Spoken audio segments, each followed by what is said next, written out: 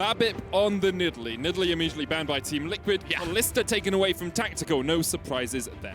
All right. How does this continue to evolve, though? Because we do know that Legacy love to play around top lane early. Tapoon, of course, got his Camille yesterday next to Babip's Nidalee. But against Impact, that's going to be hard because Impact is a guy that can do so much when given so little. You know, Team Liquid don't always send a lot of players up to that lane, but he can be a hard one to shut down.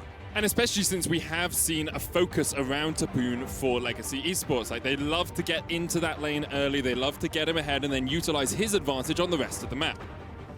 Yes, he does. All right, so now with Lilia taken away, we're getting rid of a lot of these AP farming junglers from Babip that seem to be all the rage these days. I wonder where Team Liquid go, because yesterday, of course, like the Lee Sin was the big pick that Brox was fighting Shadow over, but I think that that was a very matchup-specific draft, and they haven't really shown their overall tendencies yet, which can be pretty strong coming into day two. You see Jack's currently pontificating, thinking about what he wants to draft for this team. It's going to be the Graves for Broxer to kick us off. All right, the Graves. This has been a pick that Brox has definitely gone to in the past over in the LCS, and this opens up, of course, since it's physical damage, like Jensen has much more freedom to play those AP-type champions, but can be a bit of a brawler and doesn't reveal too much in the comp. One thing I do like when you see Graves, especially so early on, is getting a lot of zone control against him. He is low range, and if you see him, you know, he does a lot of damage when he gets in your face, but you can also lock him down. Picks like the Orianna have given him trouble. We've seen, especially over in the LEC. And Legacy looking currently for the Lucian, something we haven't seen. Well, we kind of saw a bunch on day one, and then it fell off a little bit today. We haven't seen it banned, haven't seen it picked too much, but instead, this game Evelyn time. Locked in. Is it Evelyn time? I mean, Lilia and Nidalee are banned. Lucian is picked. That usually means Evelyn is going to come on through. They don't necessarily have to go with Evelyn right here because there's already a jungle picked on the other side, but that should be the expectation. That would be my expectation, at least. At the moment, it is going to be Thresh instead. Hasn't been played too much by Ios. Ios actually has like an incredibly huge champion pool. He's played like Bard, Lux, Yuumi, Taric, Morgana, Soraka, Lulu, Thresh, Blitzcrank, Karma, Nautilus, Leona, and Braum, all in. So he's played literally everything? Pretty much every support apart from Set and Wukong. But Thresh is a pick that he is comfortable on. We've seen him on a couple of times throughout the course of the split. And now, I wouldn't be surprised at all by the Ashe. Gives you that utility, gives you good lane presence. And Tactical has proven more than enough times that he knows how to pilot the champ. Yeah, so what's the pairing for Core JJ now? Because, I mean, would we do something like a Blitzcrank up against the Thresh? Can be a good matchup for sure, but you definitely usually see a lot of pairing of hard CC supports next to that Ashe. Bard.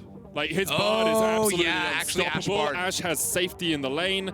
They're going to go for the Orianna for Jensen now instead, obviously prioritizing getting a strong mid lane pick for Jensen, but I would have loved to see Bard come out there for Core JJ, only because I've talked to a lot of my North American colleagues and I've watched some Core JJ Bard.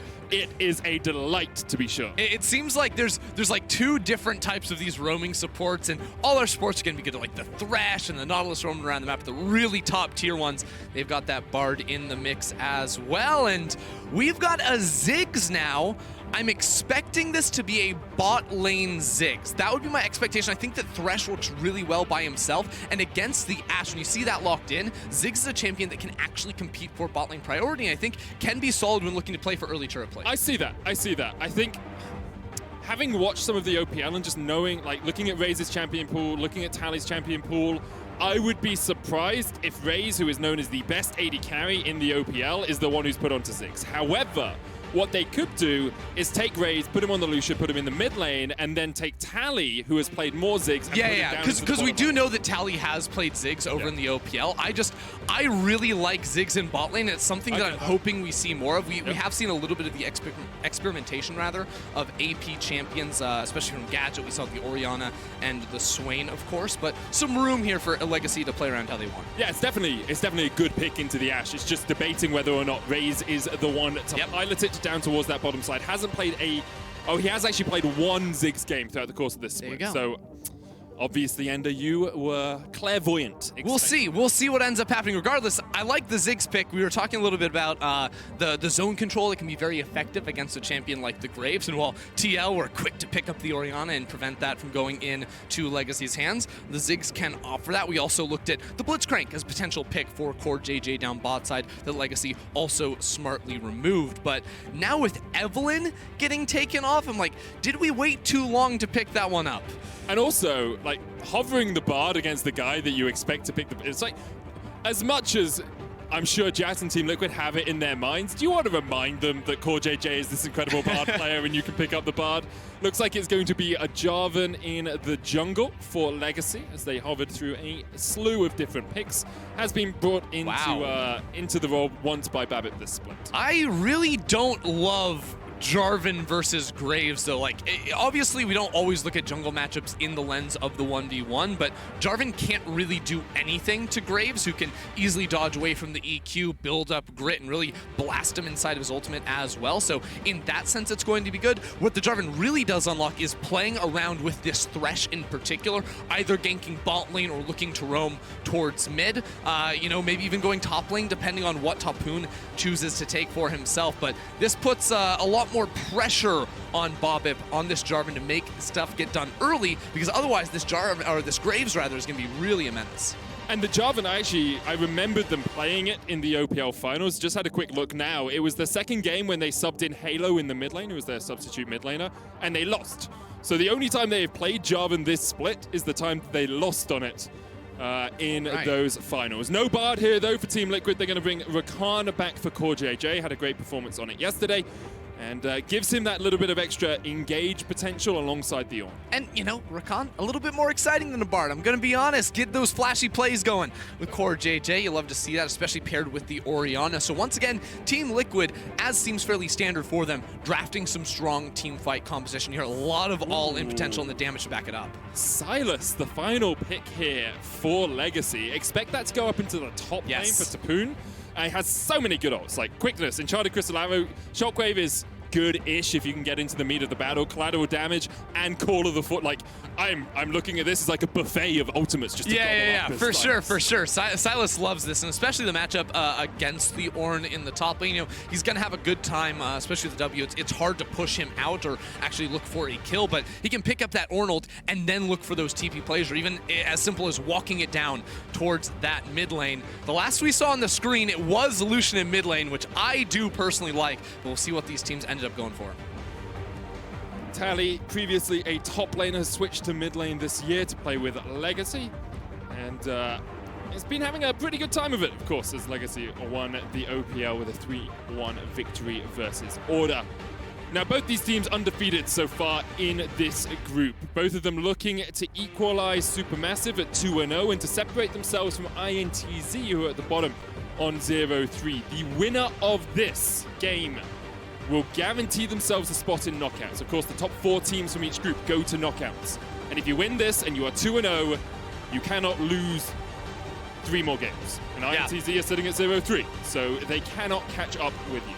Yeah, so this game, obviously a big deal for these two teams. I'm a little surprised, honestly, coming out of the draft phase to see how these two teams attacked it. Because I feel like Team Liquid didn't really put too much pressure on themselves to get a lot done early on. They have some solid lanes, some good blind picks, of course, and Graves is going to be farming up a store. I do feel like there is pressure over on the side of Legacy, especially Bobbip on the jungle with the J4, making plays around strong early lanes to play for turret plates and, of course, those kills. I mean, historically, Legacy have looked to the top lane, and Bobbip has looked to the top lane to try and get Tapoon ahead and then utilize that advantage. Now, the Sylas Ornn matchup is not one I've seen a huge amount. Is there the possibility that they can try and shut down Impact early on? Yeah, so I do think if Ornn does get pushed in that lane and you set up the lane so that he has a long way to run to his tower, you can gank there. But I think, especially for rocking Lucian in mid and Ziggs Thresh down bot side, I would actually like to see more pressure put around those areas to unlock support to roam with the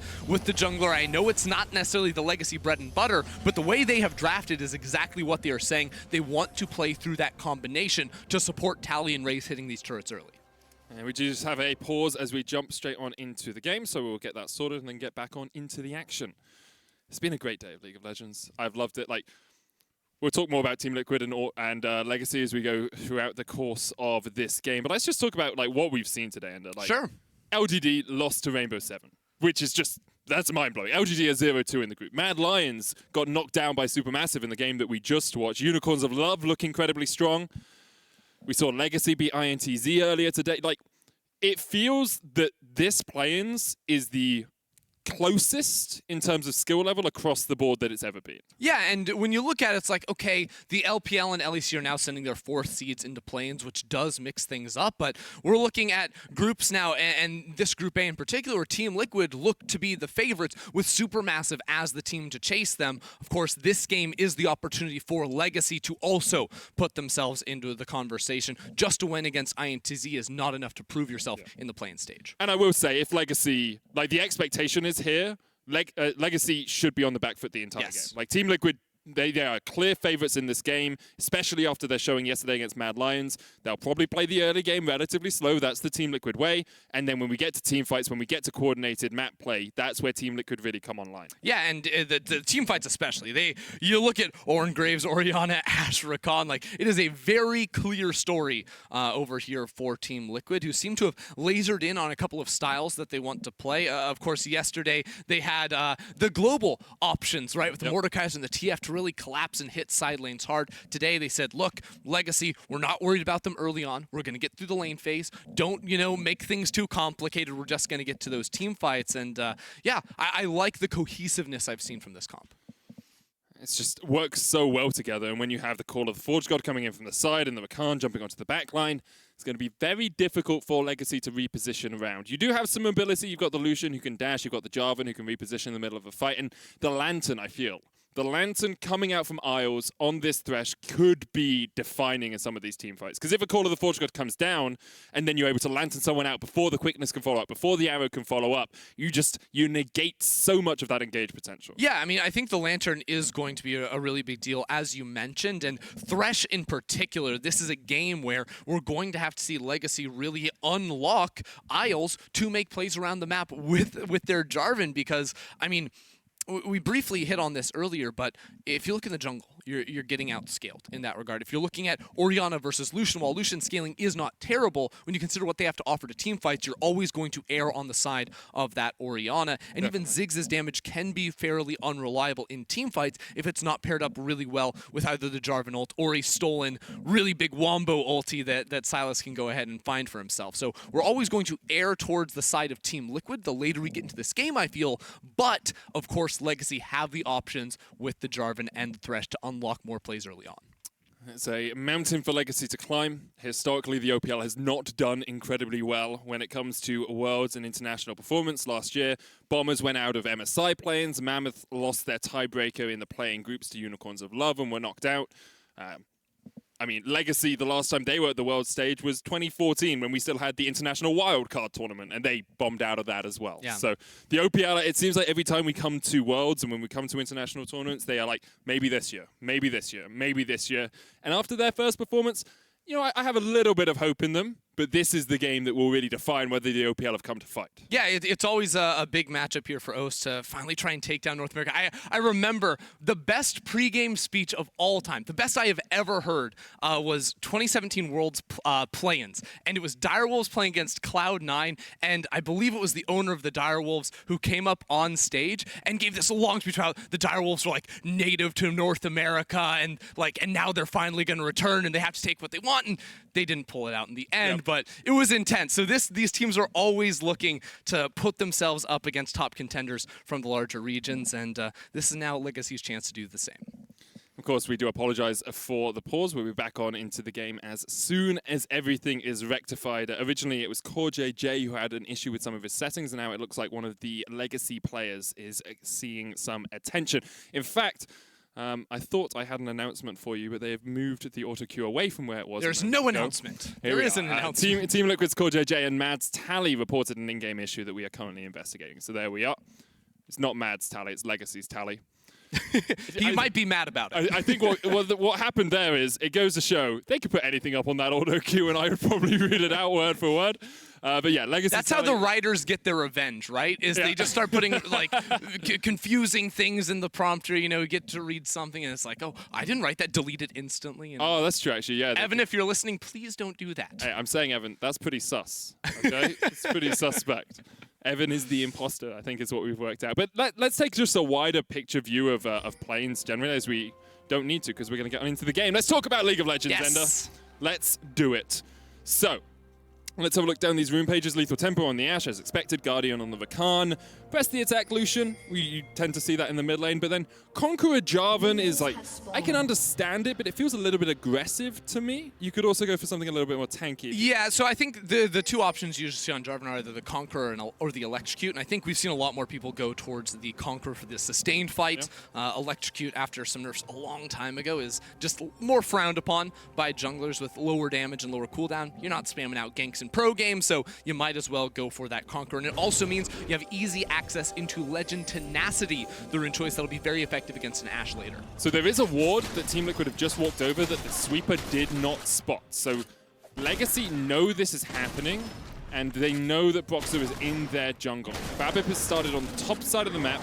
Wonder if he's going to try and EQ. He's going to go red here. to blue. Yeah, is he spotted on this ward? Yeah, yeah, he should be on that one. Yep. So the reason why I think this is a really good play from Team Liquid is because I always think the Bobib's plan was actually going to be to go red to blue right off the bat here. It's something you can do. Level 1 on Jarvan, you don't really have that many tools to fight, but level 2, hop over the wall and go for that one. So now the map is going to be fully split. This also provides a lot of protection for Tactical and Core JJ on the bottom side, but Impact will have to make sure this lane doesn't start pushing away from him. And I think it's in a good position to hold right here, so he doesn't have to worry about a Jarvan. Rune hits 2 first, going to abscond, abduct in. Ooh. That's quite a bit of damage. Kingslayer, of course, healing Tapoon up at the start of that fight. Yeah, but look at that grass proc from Impact. He's level 1 and got a whole chunk out of Tapoon on the way out there, so he's going to be feeling fine with that one. Now, one of the things we mentioned in draft was like early pressure from lanes from Legacy to back up this Jarvan on the invades. Another reason why I think dodging out from Bobip early on is going to be good, but because there's pushing lanes, it makes it harder for Bobip to actually find a gank. Top lane, he can't go there. Mid lane, he can't really find a move either, but Tapoon, holy! So this is where Legacy get their advantages. Tapoon is a monster, and I was wondering when I watched their games whether he would be a monster on an international level as well, or whether he was just a big fish in a small pond. And it looks like with these initial trades, he could be at a level where he can challenge Impact. Yeah, we'll keep our eye on it as we go into this game, because it's one thing to take some good trades in a lane matchup. It's a whole other to be able to have that same influence of stealing those big ultimates later on in the game too. Is heavy trading around mid, and there might even be an opportunity for Brox. I don't think you actually commit here because, of course, Tally could just walk into the river and then all of a sudden there's a Jarvan, but that Jarvan's looking for a dive top. Impact is going to clear out the wave with the Bellows Breath, gets a knock up onto Tapoon, but here comes Bobip. Impact with an early flash to get out. Summoner burnt there on the Ornn, and now Broxer is sitting around the middle lane looking to see if he can catch out Tally. Yeah, now that they saw Bobip, he can go for this play. He wasn't going to originally, but it is open to them now. Still a flash and a dash for Tally. Should mean no kill opportunity, but we're back for round 2, Medic. There's only 3 minions here, though. One is going to get cleared out as Bobip tries to get in, and Impact done a good job just of slowing up the Jarvan, and has a little chuckle as he watches him walk away. Yeah, Bobip thought he could make something happen there, but I think the previous gank Impact had committed forward with the E, which made it a little bit easy to line up that EQ, force the flash away. And now Broxer will be back off of the reset. And this is something that is less than ideal when you're playing an early game ganking jungler, is if the opposition is recalling before you, it actually reduces a lot of the time where you can make plays. You know, he doesn't want to walk into mid lane on low HP when Tally is going to be low as well, because it's a very easy answer for Broxer. Tapoon trading onto Impact once again. Just a couple more auto attacks would be enough, but the saving charge is saved. Impact will get away. Tally's recall was stopped. That's so good. Broxer's going to keep going. Oh no, it's so doomed for Tally this whole wave. It might be kill. Broxer smoke screen misses the end of the line. Tally has to burn his flash. But it's a flash on top. It's not even just delaying the reset, forcing a TP out of Tally. Like, that is an entire minion wave denied in mid. Tally had a CS advantage, but because of the delayed time, Jensen has now come ahead in CS in a losing matchup. And also doesn't have to teleport back to the lane. You can see Tally just used his as a pickaxe in that lane now. Tapoon's going to work his way back towards the top lane, and Broxer has total control of this top side of the map. I want to see if Legacy can get a deep ward inside that bot lane, because Tapoon has his teleport and Bobbip is on the bottom side of the map. You have the Lantern now to work with these lane gank plays. Also a blasting cone for Bobbip to hop over the wall on, but this is something Team Liquid's bot lane is going to be aware of. You see CoreJJ, he doesn't have a ward because he went for the level 1 sweeper, so he's being a human ward in that bush. With his mobility, he's pretty safe to go ahead and step up for that. It's something Team Liquid did so well against Mad Lions yesterday as well. The ability just to step forward, understand where your opponents are. Tally's going to get forced away here. Ouch. Has to dodge away because that shockwave is available for Jensen. Exactly, it's the level 6 difference. We saw before the reset, Tally able to play a little bit more aggressively there. Now Bobbip is just around to help push out this wave. Bobbip always going to be on vision too. I mean, right now he's obviously revealing himself, but there's double control wards in this topside jungle, and Jensen might look for the ult. Stepping forward. Ooh. I think what he was trying to do, so you can see where the Demacian standard is, right? Just between those two minions. Jensen deliberately towards it. Tally gets hit with the shockwave. Broxah trying to trade onto him. Bobbip in the way. Here comes the TP. Jensen flashes away, and now that teleport is going to be burnt for nothing. Tapoon unable to get into the fight. It's a disaster for Legacy right there. Not only does Tally go down, but the one advantage they had with the teleport is gone too, as you rightly mentioned. Jensen punishes the flashless Tally, and Broxah, like the slow motion of the end of the line returning his Tally, has absolutely nothing he can do against it. It was brutal. And already Team Liquid getting out to an early lead. 700 gold ahead, and we wondered whether the OPL could challenge against the LCS. Well, right now, LCS is having a field day. This is just, you hate to see it, you really do. And Broxah gets the line up against the wall. Bobbip unable to answer with Jensen's good flash to escape from that. It's starting to look grim for Legacy, because again, while it is just a kill, remember, by going for the Jarvan in the jungle, by, you know, taking Lucian in mid, you were supposed to come out with an advantage, and to lose that 2v2 is deadly. It's just all of those incremental advantages that a team like Team Liquid will snowball off, right? They will take those small bits and they'll make 100 gold into 1,000. They'll make a plate into a tower. They'll make a first dragon into a soul, right? It's what Team Liquid do so well. They are not the most aggressive team. They are not the bloodiest team, but instead, they are a team that will take those small leads, snowball them away from you, and then beat you in team fights. Speaking of those team fights, Tactical has reached level 6, so has access to the arrow, and has been completely uncontested in this bottom lane. Because of the early swap, Broxah split the map, and now it's split once again. Jensen picks up the blue buff and full control for Team Liquid around the bottom side of the map. I would not be surprised to see that turn into an Ocean Drake very soon for Legacy. I don't really feel like, or rather for Team Liquid, because I don't feel like Legacy have a lot of firepower around it. You see as well, Impact's just able to roam away from that top lane. Tapoon hasn't got to the Hextech Revolver yet, assuming he's building up towards a Protobelt with a Kindle Gem. Catalyst of Aeon's already finished on Impact, means that he is very healthy in some of these lanes. And ooh, look at this. Bobbip is running over to get that blue buff trade. It is delayed though, and Broxah is going to be done with this red buff soon. Going over the ward, good hook. Good hook onto CoreJJ. He's going to bring him back underneath the tower, but the power of Rakan is his ability to battle dance away. And Bobbip, instead of going for blue, has decided Rift Herald is the play. Interesting. I mean, I feel like once you reach level 6 on Jarvan, continuing to farm, like obviously you're going to continue to farm, but you do need to transition that advantage somewhere else, because Graves, again, is going to be outscaling you. But now, the rest of Team Liquid is on the way to try and stop this from going down, and there's an arrow coming up the river. Trying to Crystal Arrow. Goes wide. Oh. But the Shockwave was available for Jensen. Instead, just chucked a little bit of damage down. Rift Herald secured. Tapoon trying to get onto Impact. Oh, Impact! Knock up. Jensen still stepping forward. The saving charge does not connect. Impact still chasing Tapoon down here. Tally's going to try and turn it back around, but Impact's so tanky. Shockwave stolen away by Tapoon. There's the culling onto Jensen. Tapoon goes in. Shockwave hits 2, but it's not enough as Team Liquid to take a kill. And now CoreJJ has the flank position, has the quickness, and he's going for it. Trying to get onto Bobbip. Now turning his attention to Tally. Can't land it with the grand entrance. Bobbip forced away, and Tally is all on his lonesome underneath the tower, but there's not a minion wave here yet. Medic, I think I know how this one ends. Tally's trying to clear away the minions, but there's 4 members of Team Liquid here. There is the Shockwave, and there goes Tally. 3-0 already for Team Liquid, a 2,000 gold lead. And Broxah is hard smurfing in this game. Yeah, I mean, 3 kills picking up all of those right there. Let's not forget Impact's 3-man ulti. The follow-up wasn't able to helping him smurf, but Endo is a jungle main. You know, you take those. Yeah, you absolutely do. You know, poor Bobbip's just trying to get the objective for his team, but Team Liquid, they have the team fight. They have the long-range engage. We saw the Ornn ulti there, the Ash arrow. as well will be coming in later, and that is something Legacy do not want to deal with. You don't want to take the full 5v5s, and that Rift Herald was just a giant magnet for TL. And once again, it's not the key focus, but I want to praise Tactical for a second here, because CoreJJ was in top lane.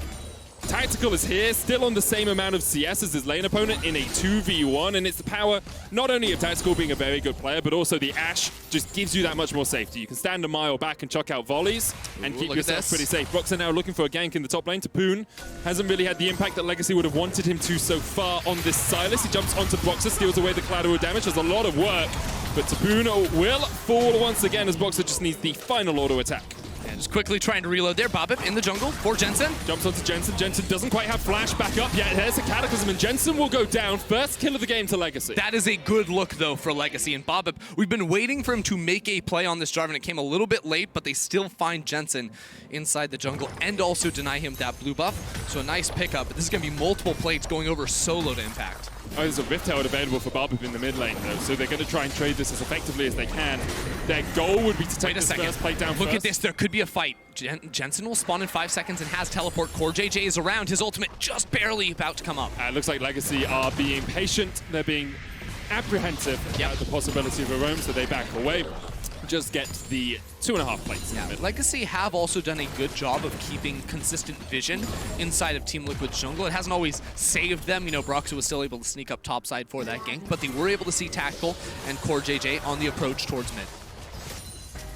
So let's take another quick stock of where we are in terms of game state. 2,000 gold lead for Team Liquid, 12 minutes in. 4-1 is the score. Broxah with all 4 of those kills for TL.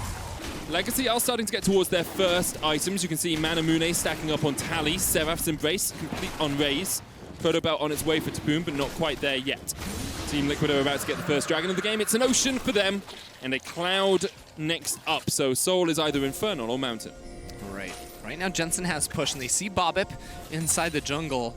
I would almost like to see Jensen try to use this push to then create some pressure down towards bot side, but I think he wants to go back to base. Might have enough to finish off that Seraph's Embrace.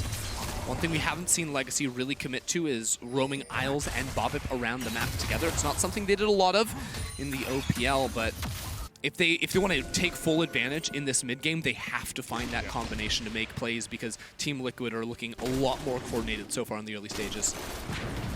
And Tapoon is really just struggling against Impact right now in the top lane. He had a good few early trades, and he can trade effectively against him, but the problem has been it hasn't just been Impact in the top lane. It's been Broxah, it's been Jensen, it's been CoreJJ. Tapoon has just been set behind. At the moment. Broxah wins these. Yes, he does. Bobbip's going to face check straight into him and realize he doesn't want a piece of that at all. Tally locked up with the shockwave. Jensen trying to try and put some extra damage down with the command attack. Boom! Collateral damage from across the wall finds his 5th kill of the game. I mean, Bobbip's right there, but Broxah won't let him save the day. Bobbip now being forced out of his own jungle while Jensen hits the mid lane turret. It is doomed. It is looking real doomed for Legacy. Team Liquid with pressure all over the map.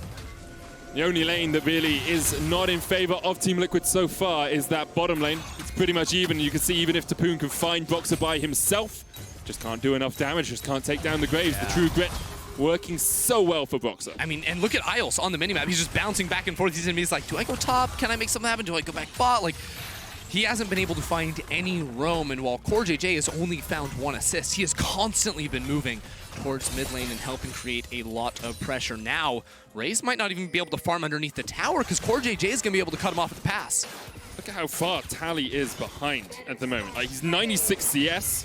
He's going into a lane where Tactical has 150. His lane opponent has 135. Like, Tally has been a punching bag for Team Liquid this game. 1 and 3. And this Lucian mid pick really hasn't worked out too well for them. Yeah, I would really like to see, I mean, we'll just watch this one more time. Just catches him on the edge. Bobbip, he doesn't know exactly where Graves' positioning is. That's it. That's his excuse, because you can try to walk in front and try to block the extended range on that collateral damage, but It was just a little bit hard to make happen there. Jensen clearing waves in Matrix style. Oh, yeah, super style. Yeah, I was going to say, right before that replay hit, there's a deep ward in that bot lane that Tapoon could have teleported to, and I think that if I'm in Legacy's position, things are starting to get desperate.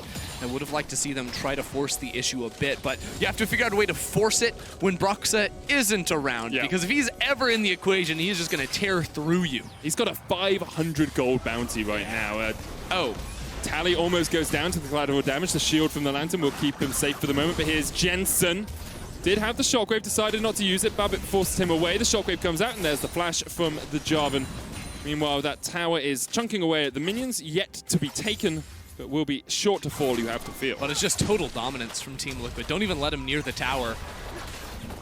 Deny the CS, deny everything, steal away jungle camps. This is how you play textbook League of Legends. Oh, you absolutely. Get a lead and you choke the enemy team out of the game, and that's what's happened, right? They were 2,000 gold ahead. They're now 4,000 gold ahead. And the expectation is by 20 minutes, that's 6,000 gold, and Team Liquid do this so well. But it's just so demoralizing. You press tab and you see Brox's 5-0 with a Warrior and a Black Cleaver 15 minutes. Like, Turret Plates just went down. What did he do to deserve this? He got 5 kills. Farmed enemy champions. Yeah, it worked out very well for him. Looks like Ray's just chucked out his ultimate to try to steal the blue. Did it work? I can't tell. Boxer doesn't have it. No, I think Jensen might have picked it up. I only saw it on the minimap, so it was very hard to tell. No, didn't get it, yeah. Didn't happen. A shame for Rays, but only a small slight, considering the magnitude of deficit they are in right now. Box is going to get the second Rift out of the game. First, of course, was secured by Babbitt with a nice little players box who is stealing his blue. But this will be able to open up that mid lane. That's the one benefit I guess Legacy have, is it's actually quite hard to siege against the Ziggs, because the Ziggs just like Hextech Minefield, a couple of bombs, the wave is cleared. Sure. So the Rift Herald gives you that opportunity just to take a tower a lot easier. Yeah, I think later on when we get into the game, like TL might actually start committing ultimates like the Orianna Shockwave, the Ornn ultimate as well, to try and zone that Ziggs away from the tower, because I agree, like the wave clear can be pretty hard to break through. But Team Liquid have so many options. That's the crazy thing now, is Cloud Drake rather is going to be spawning for that reduced ultimate CDR. And now, here comes Arrow in the mid. That'll just instantly break the tower. It's just above half HP. Boom. Oh, you said instantly, Ender. Yeah, it was like Your instantly, give or take. Were incorrect. There's Oh the no! onto Oh, the combo! Into the knock-up. Babbitt's calculations on how long he could survive were also incorrect. It was just the calm before the storm. You know, they needed the extra 1-2 auto attack, and well, Babbitt died even faster than the tower. Brox's still 100% kill participation. It's his first kill that he hasn't got himself this game, though. You know, it's very kind, Mr. Broxa. Back when he was in the LEC, we used to have a little phrase. It was thank Mr. Broxa. Thank Mr. Broxa. He comes to your lane, he blesses you with a kill. A lot of thanking for Broxa in this game, I feel like, for the carry. Oh, CoreJJ and Tactical here looking for a flank position on Tapoon. Jensen's on the chase. 2-level advantage for Jensen. And Tapoon doesn't have a good ultimate to steal out of the ones available to him. An arrow might help, but you can only lock up one of the 3 opponents. The Shockwave misses. Jensen has a little bit of a sad B as Tapoon. No, that was Tapoon's Shockwave. He was using it to clear the wave. He stole it. Yeah, that's what I was saying. But his Shockwave missed. Yeah. Here we go. Got another fight in the bot lane. Deary me, and Tally able to dodge away from the call of the Forge God. Guys, this is one of those games where if I was playing in it, I'd be surrendering. Because there's no way I'm Team Liquid side, that's way too coordinated for my own gameplay. But yeah, this one is all done but the Nexus falling. Unless Legacy can find something miraculous and Team Liquid throw a few kills their way. Have to be miraculous, have to be a bit magical in order to turn this one around, because, I mean, Team Liquid, like, even with the advantage, not giving any breathing room, just layering the CC perfectly right there, while they're getting a kill in top lane. Impact and Brox were tag teaming to try and knock out Tally in the bottom side too, so continuing the pressure, maintaining it, and knowing all the while they're only going to get stronger and stronger as the game goes along.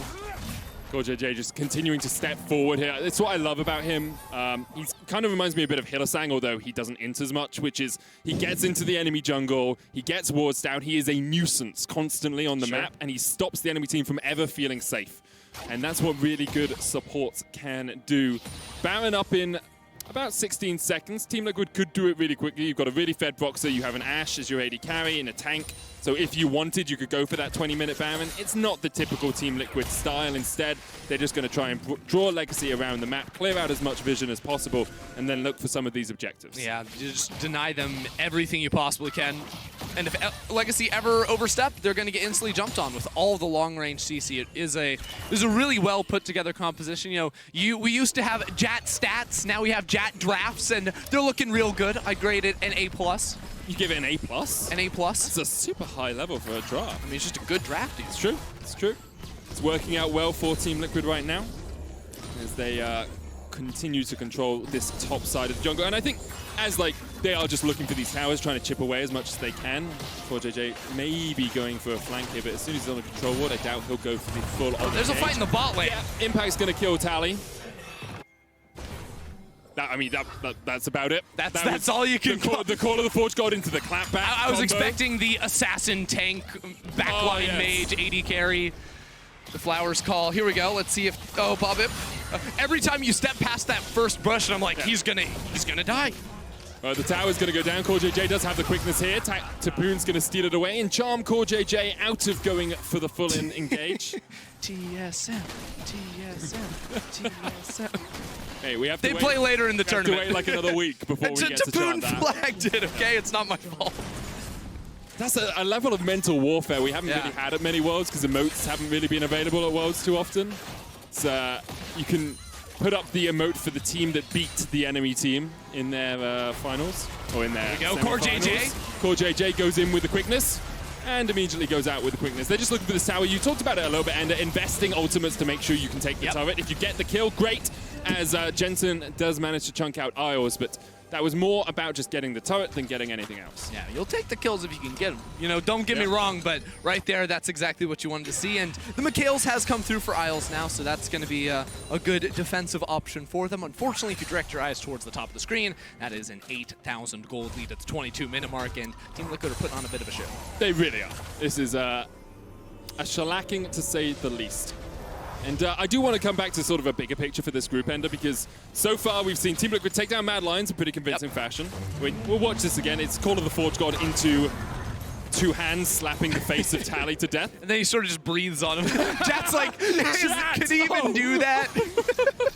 It reminds me of, you know, in Sherlock Holmes where he goes discombobulate. No. Okay, so in Sherlock Holmes' Game of Shadows, Robert Downey Jr. does the whole thing. He's Sherlock Holmes. He does this whole thing where he plans out a fight in advance. As Babbitt JJ is going to be able to get out. Tapoon there as well. Call of the Forge God coming out as Team Liquid look to see if they can re-engage. Don't really quite find it. Yeah, Impact misses the knockup. Yeah, but he plans out the whole fight and then he says discombobulate and hits the guy on either side of his head. Right. That would discombobulate you, by the way. Yeah. Also, the Oriana Graves combination. Pretty discombobulating. Yeah. Is that a word? Combobulating. I don't think it that's would be combobulating. Yeah, pretty sure. Honestly, I think TL could just run it down mid, but they'll play for the Dragon. If I run it down mid, I mean take the free inhibitor, because no one is there to defend it. It would be pretty easy for them to do. Oh, look at the flank. Look at CoreJJ. This is going to be brutal. Quickness is just coming off cooldown. CoreJJ in a great position. Tapoon trying to be there as well. Trying to see if Core's coming in for a flank position, but Tapoon already knocked up, and here comes CoreJJ slowly waiting. He's waiting. He's patient. Here he goes. Call of the Forge got used. He jumps onto the backline. Tactical not able to get in range. Brox is actually chunked out just a little bit. Tally going in with the culling as well. Brox is low. Thank you, Mr. Dragon. At the back of it, Tapoon will be the first to fall as Jensen takes the kill. Tactical steps forward, looking for Raze, looking for Tally. CoreJJ now with the front line for Team Liquid. Jensen still has ulti. Enchana Crystal Arrow goes wide, as you say. Jensen still has the shockwave. Tactical chunked out. Hextech Minefield, not quite enough. Io's going to fall to the Hextech wind-up from Jensen. Clockwork wind-up. Actually, Oriana's passive as Babbitt jumps back in. Jensen, there's the shockwave. There's the double. And it took Team Liquid a little while longer than we expected, but they managed to clean up the fight. Yeah, Ray's trying to teleport out of this one. He's gonna make it out, but the rest of Legacy could not say the same. CoreJJ started off on the flank. They didn't get an instant kill, but Jensen Shockwave shows up for the triple. Now he's sitting 5-1-5 with the Leandries, the Seraphs upgraded into the Archangels, and I think Team Liquid might be going Baron for the ban. 24 minutes, so a little bit slow, to be honest. Yeah. They could have finished this game about 4 minutes ago, let's be honest, with how strong they are right now. But this is the Team Liquid way, and I will say, this isn't a slow game in any way, shape, or form. Like, Team Liquid are doing exactly what you should do in this situation. They are 12,000 gold ahead, 25 minutes in, they have a Baron, they've taken 6 towers to 0, they have got 12 kills to 1, they lost 1 Rift Herald, and they've yet to lose a Dragon. All right, say it in simple terms. Is it good or Team bad? Liquid Smurf on All Legacy. right, thank you. Watch Jensen here. We get the little pro view action. Finds the kill, still has the ultimate the whole time, and then, oh, do Legacy know it? No, they don't. Instant death and destruction. It's a stampede of Team Liquid, as Legacy have been unable to find a response in any way. And I do want to talk a little bit about like the fact they're fighting off against Supermassive for the first place in the group. First place auto-qualifies 2 groups, and I think seeing this performance, it's still a little bit hard to judge because both Supermassive and Team Liquid demolished Mad Lions or had really good games against them in a similar fashion. So I'm really looking forward to that game. Yeah, that definitely. It's like the hype game. Definitely, and I think Team Liquid are the expected favorites in this group, definitely now after their performance over the last 2 days, and Supermassive trying to upset that. Again, it's just best of 1, so anything can happen, but the way Team Liquid are playing it is very cohesive and looking very, very strong. Right now pushing in this top lane, there's a Cannon Minion here, and there goes the Shurelius looking for the chase. Impact's just going to put his body between the turret and the rest of Team Liquid. There goes the first inhibitor. Inhibitor tower, the inhibitor is shortly to follow. Call of the Forge God used onto Jensen. He's going to eat the Mega Inferno Bomb, but able to get away. There's the counter Call of the Forge God, only hits onto Isles. Inhibitor does fall in the top lane, and now the rest of Team Liquid will rotate over, join Jensen, and push in this mid lane. 1 inhibitor falls, the next on the cards, and the ulti down for Tapoon. Still a long cooldown before level 16 mark. Raised the instant Mikhail's well played by Isles, but not well played enough to stay or to keep this inhibitor alive. Yeah, I don't think Isles could do anything right now by himself to keep the inhibitor alive. But it was good Mikhail's. He's a support, he did what he could. Had a good Mikhail's, didn't really have much influence on this game. A lot of this was decided by the top side of the map and how fed Broxah got in the first 10 minutes. Also, shout out Jensen, because while Broxah was picking up the kills, Jensen was involved in all of them. Good JJ hooked there by Isles, but now with the super minions, the cannon minions pushing in, Baron buff on them. It looks like Team Liquid might be looking to end this one. They still have 30 seconds with the Baron buff, and Super Wave on its way, almost at the tier 3 tower in the top lane. It's going to chip away at these turrets. Impact still full HP. All right, this is the wave, Team Liquid. Let's go for the towers. Impact looks for the Searing Charge. The first Nexus tower with the target in that top side. Down to about half HP right now. Legacy looking for an opportunity to re-engage. The Nexus tower almost falls. Impact eats all of the damage he can. Takes none in response. Box is now like, hey guys, let's do it tutorial style. I've been watching a lot of Bob Ross. I like to paint by numbers. I want to take this bot lane inhibitor. But do they even? I think they just want to close out here now, Medic. They will get the first Nexus tower. Now they're looking for the second. The arrow goes wide. Just chops off the top of a minion's haircut. And Legacy just continuing to try and defend. Tactical steps forward. It's the Call of the Forge God. The cataclysm used by Babbitt. Tally's already down. Jensen gets 1. Tapoon's fallen. Babbitt's fallen. There's another. Isles goes down. Tally the next to follow as Impact tries to chase him away. Tally does what he can with the Carlin, gets back onto the fountain and just about survives. But not much can be said for Legacy's base as Tally goes down on the fountain. Only Rays left alive. 0, 0, 0, and 0 seems to be the chance that Legacy had. Team Liquid are 2-0. TL remain undefeated, matching Supermassive at 2-0 in the group, looking real good while doing it. This team did not come to mess around, they came to win. Look to me like the strongest team in Group A. And perhaps a team to challenge when it gets through to the main stage as well. Of course, Team Liquid will be looking for that first spot. They play Supermassive, I believe, on Monday. It is first game, Monday morning. Bright and early. Team Liquid versus Supermassive for the probable first spot in the group. Of course, Team Liquid still have to play INTZ as well. Supermassive still have to play against Legacy. But the expectation is the winner of that will top Group A and make it all the way through into groups. Obviously, commiserations to Legacy, but they still sit at 1-1. which means they have a chance to get that second, third, or even the fourth seed. INTZ, the only team yet to win in that. Exactly, because the first mission is don't come last place in the group, because if you're last, you're instantly eliminated. You make top 4, you have a chance in the best of 5, so at least put yourself in that position. Legacy will be looking to take another win, though, later on in this round robin. We have